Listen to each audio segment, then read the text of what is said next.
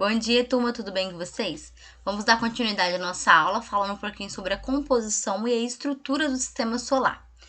Então, tem diversas teorias que tentam explicar como tudo ocorreu, né? Mas a mais aceita que nós temos, que é usada até hoje em dia, é a conhecida como Big Bang, que foi a grande explosão, que aconteceu há milhões de anos atrás, onde existiam várias partículas elementares, né, que eram os prótons, os elétrons e os nêutrons, e tinha muita radiação. Então, a partir disso, aconteceu uma grande explosão, onde essas partículas começaram a se combinar e formou alguns elementos, que são os elementos como o hélio, o hidrogênio, o lítio, e isso começou a compor as estrelas como o Sol. Então, o Sol é uma estrela gigante, né? Uma estrela muito grande, onde libera uma energia continuamente. Ela surgiu pelo colapso de uma nuvem de gás e poeira. Então, houve um choque dessa nuvem de gás e poeira. Ela começou a atrair, né, e pegar e comprimir essa matéria lá no seu núcleo. Quando essa matéria estava no seu núcleo, ele sofria um processo de pressão e de temperatura, e a temperatura subia muito. E essa temperatura, por ser muito elevada, provocava o que a gente chama de fusão entre dois átomos de hidrogênio que formavam um átomo de hélio, né? E através disso liberava energia. Então, atraía ela para o seu núcleo, chegava no núcleo, acontecia essa fusão, onde dois átomos de hidrogênio se juntavam, né, sofriam esse colapso, iam se juntando, formava um átomo de hélio e liberava energia. Então, o Sol é a estrela que está mais próxima e é o que a gente diz que ela está praticamente no centro do sistema solar. Ela não fica no centro, o Sol não fica no centro exatamente, né? Fica em um dos pontos da elíptica. E os planetas e todos os outros corpos celestes, eles orbitam em volta desse Sol. Então, o sistema solar ele é formado basicamente todo por uma nuvem de gás e poeira. Essas órbitas, elas encontram aproximadamente no mesmo plano. E esse plano no qual os planetas orbitam é o que a gente chama de plano da elíptica. Então, a elíptica é uma linha imaginária onde que mostra a trajetória dos planetas e todos os corpos celestes que orbitam o Sol. Então, os planetas, eles foram sendo descobertos, né, há milhões de anos.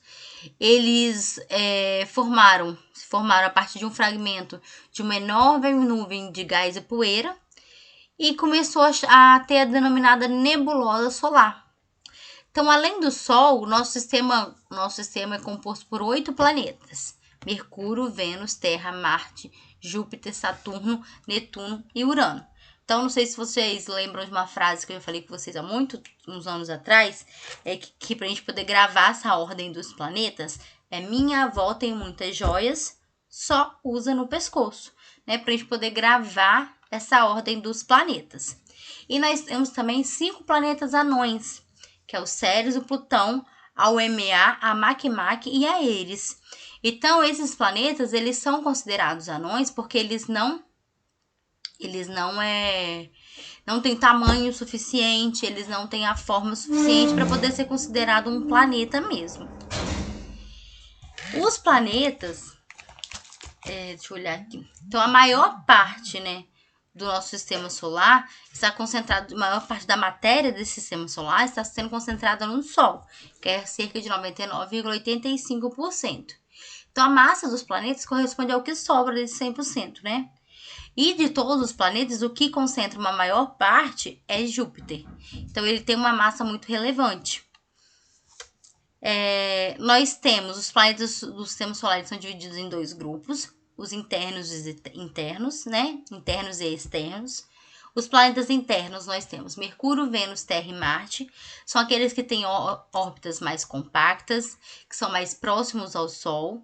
Eles são formados basicamente de rochas, metais pesados e são chamados de planetas telúricos ou terrestres. E nós temos os planetas externos, que são Júpiter, Saturno, Urano e Netuno.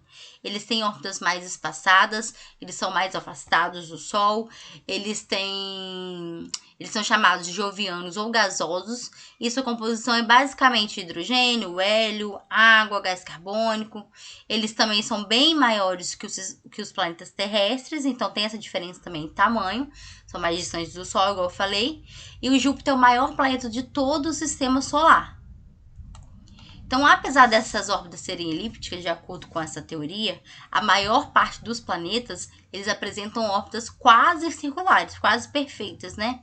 Então, além de girar em torno do Sol, todos na mesma direção, um movimento que chamamos de translação, quando esses planetas completam essa volta, esse movimento em torno do Sol, todos os planetas, eles giram em torno de si próprio, em torno de um próprio eixo, né? De um eixo que eles mesmos têm, um eixo imaginário, que é um movimento conhecido como rotação.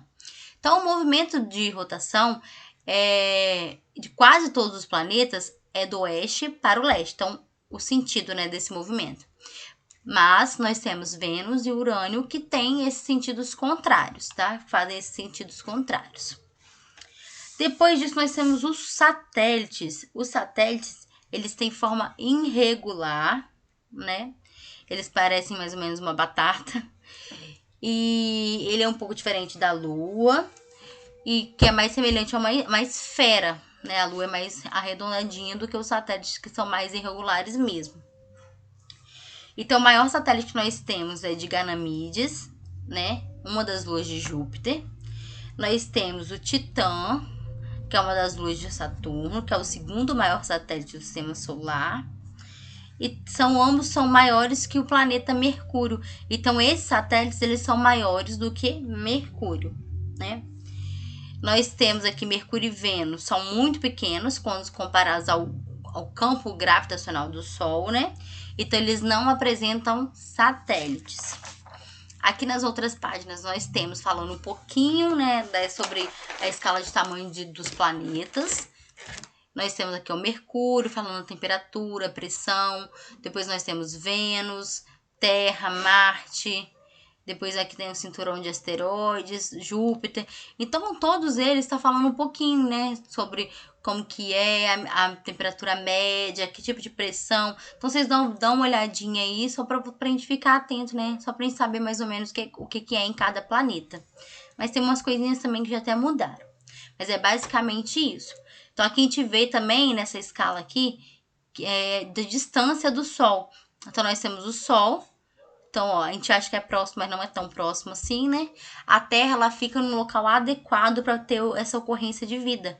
Então, a gente não fica nem tão longe do Sol e nem tão próximo a ele ao mesmo tempo.